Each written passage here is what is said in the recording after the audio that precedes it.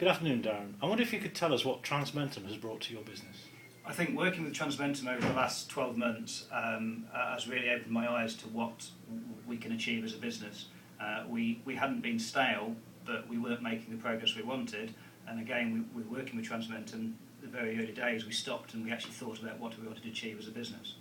Yeah, and I understand you mentioned that you and your management team spent quite a bit of the early time looking at the strategic development of the business. How did Transmentum help you with that? Certainly, obviously with the help of two of the advisors from Transmentum, we sat down and we built a growth plan for the business. We took a lot of time to actually consider what we wanted to do, what we wanted to achieve over the next 3 years. That resulted in a document that probably had about 80 points on it. Mm-hmm.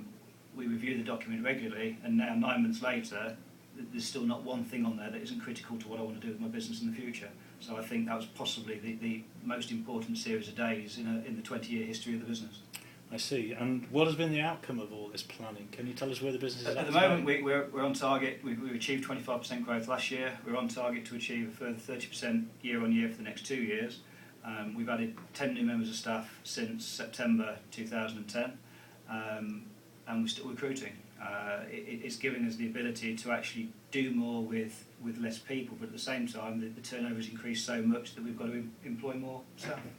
And I understand that part of that planning was to make the transition from being a traditional IT service provider to being a managed service provider. We just wondered, our viewers would be interested in how you see the challenges of making that transition. Okay. I think the key challenges are ensuring that our staff know what managed service provider means and our customers know what managed service provider means. It's a term that's often overused and not understood correctly. Moving some of the tools to some of the managed service provider tools that we're now using, it's meant quite a heavy investment for the business. However, it's allowed me to do a lot more with the engineering base I've got and offer a lot more services to my existing clients. That's great, thank you very much.